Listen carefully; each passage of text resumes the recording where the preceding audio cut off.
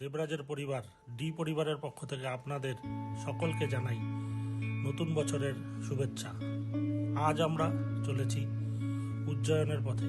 উজ্জয়ন, সেই উজ্জয়ন বিক্রমাদিত্যের শহর। সেই উজ্জয়ন শহরে দ্বাদশ জ্যোতির্লিঙ্গের অন্যতম মহাকালেশ্বর ও ওঙ্কারেশ্বর দর্শনে নবদ্বীপ ধাম থেকে আমাদের যাত্রা শুরু। যাত্রাপথে গন্তব্য নবদ্বীপ থেকে হাওড়া, হাওড়া থেকে শিপ্রা এক্সপ্রেস ধরে উজ্জয়নের পথে।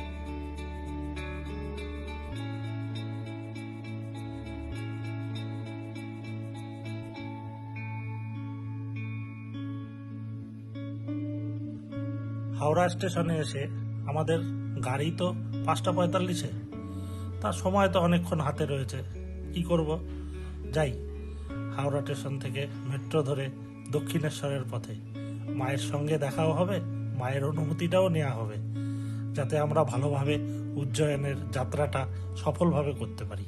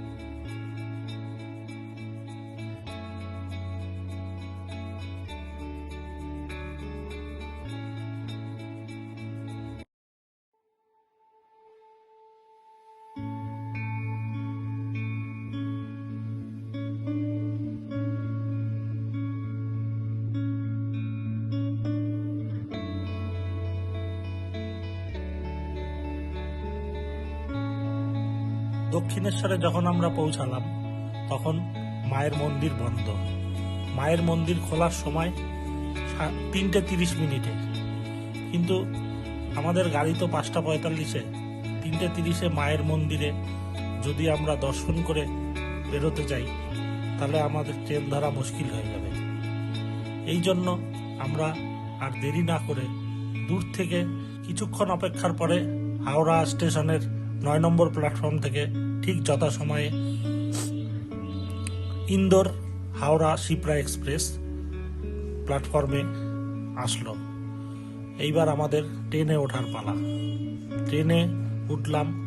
ট্রেনে আমাদের কোচ ছিল M1 কোচে আমরা উঠে আমরা রওনা দিলাম উজ্জয়নের উদ্দেশ্যে। জয় বাবা মহাকালের জয়।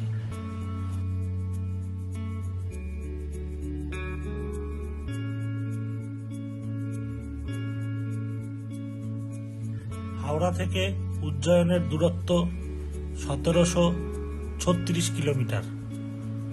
এই দীর্ঘ যাত্রাপথে আমাদের যাত্রার বিভিন্ন স্টেশনে ট্রেনটি হল্ট করে এবং আমরা পরদিন রাত 12টার সময় উজ্জয়ন পৌঁছাই। আমাদের গাড়িটা 2 ঘন্টা মতো লেট ছিল। 2 ঘন্টা লেটের কারণেই আমরা রাত 12টার সময় উজ্জয়ন জংশনে পৌঁছাই। উজ্জয়ন জংশনে পৌঁছানোর পর আমাদের খুব তাড়াতাড়ি করে হোটেলের উদ্দেশ্যে রওনা করতে হবে, কারণ আমাদের তো মহাকালেশ্বর মন্দিরে 11 তারিখেই ভস্য আরতি বুকিং আছে। 11 তারিখ ভোর 3টের মধ্যে আমাদের কিন্তু মন্দিরে প্রবেশ করতেই হবে, নাহলে হয়তো আমরা বাবার ভস্য আরতি দেখতে পাবো না। তা যাই হোক, স্টেশনে নেমে তড়িঘড়ি অটোয় করে মাত্র 100 টাকার বিনিময়ে আমরা পৌঁছে গেলাম মহাকাল চৌরাহায়।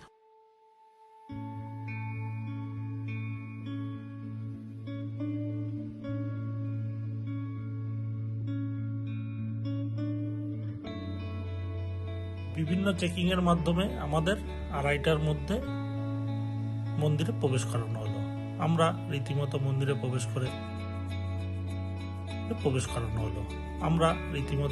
প্রবেশ করে লাইনে বসে রয়েছি। সময় আর কাটছে না।